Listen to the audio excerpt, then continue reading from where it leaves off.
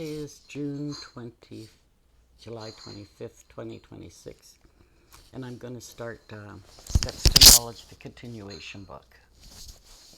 So, part one. It's 83 steps. This is a companion book to Steps to Knowledge. It's the second one. So, I'll read you a quote at the beginning. To know what you must know, to see what you must see, and to do what you must do, you must reach a greater vantage point in life. To reach this, you must take the journey, a journey of many steps. And the steps are in the Steps to Knowledge. So, step one today. Knowledge is with me, but where am I? We return to this lesson, the lesson which began your initial study in the greater community way of knowledge. This lesson is fundamental. If you can understand this question, if you can penetrate its seeming mystery, you will understand the nature of human suffering and disability, and you will see clearly where the answer resides. Knowledge is with you completely, but you are not with knowledge. Not yet. Intermittently, here and there, and sometimes more completely. But your hours, your days, and your weeks pass by with your mind somewhere else, preoccupied, overwhelmed, overtaken by your circumstances or by your feelings and moods and so forth. Until the mind can serve a greater purpose, until it can be reeled in and directed according to the grace and the spiritual wisdom that live within you, then it is a reckless instrument and cannot be used for a greater purpose. Yet now you have the opportunity to bring the mind into focus, to arrest its recklessness and to give it direction, purpose, and meaning, which is desperately needed in all things. So return to the fundamental lesson. Knowledge is with me, but where am I? In your practice periods today, spend 30 minutes practicing stillness. Select a time of day that you can practice today and every day to follow. A time that you can use on a consistent basis in order to deepen your comprehension and discernment. In addition to your one practice period today, it is important that you contemplate the meaning of this lesson. Spend another practice period sometime today considering what this question means, considering what it asks and how it can be really answered. Look beyond the obvious and you will see deeper things. Make this connection so that you can become close to knowledge and stay close to knowledge in your journey in the world. In this way, you will be able to receive its grace, its wisdom, and its certainty.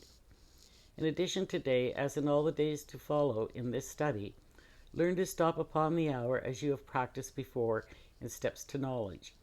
Stop upon the hour and take a moment to see how you feel within yourself, how you feel physically and emotionally.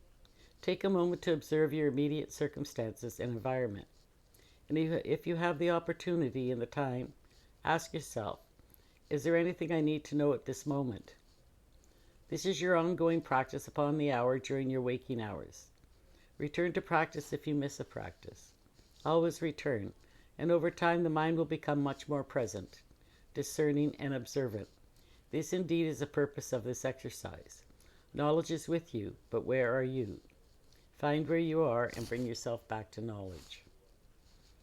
What I find is if I focus on my breathing, and on the hour what I do is I have a dinger on my phone, and I'll bring in source and push out negativity, ground myself, and check in. How am I doing? Am I aware of knowledge today? Is my mind there? Am I being observant, alert, aware within and without? And it helps to keep me balanced when I do that hourly. And if I forget, you just return to your practice. So I noticed this morning that there was a little bit of negativity in the solar plexus, around the solar sacral. And so I'm just sitting with it. Wait to see what I can know.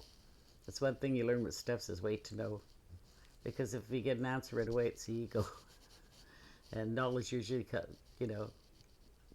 will give you the insight within a day or two. But knowledge is always alert, aware with us, but we're not with it. So I remember Marshall saying step 366, he added a step. Knowledge is with me. I am here. God is with me now. Because knowledge is spirit, is source. And as you take the steps to knowledge, you're changing your frequency to God's frequency. That's why, I'm on a higher frequency now, a different level of separation.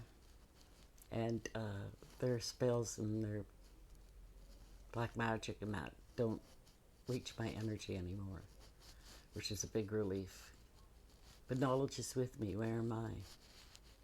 Well, today I'm with knowledge, and I've been with knowledge a lot since these transitions.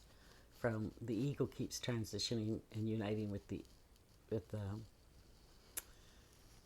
with knowledge, and so like less the emotional aspect of the ego is integrated. It doesn't overtake me, which is such a big relief. But I worked hard for that, hard inner work.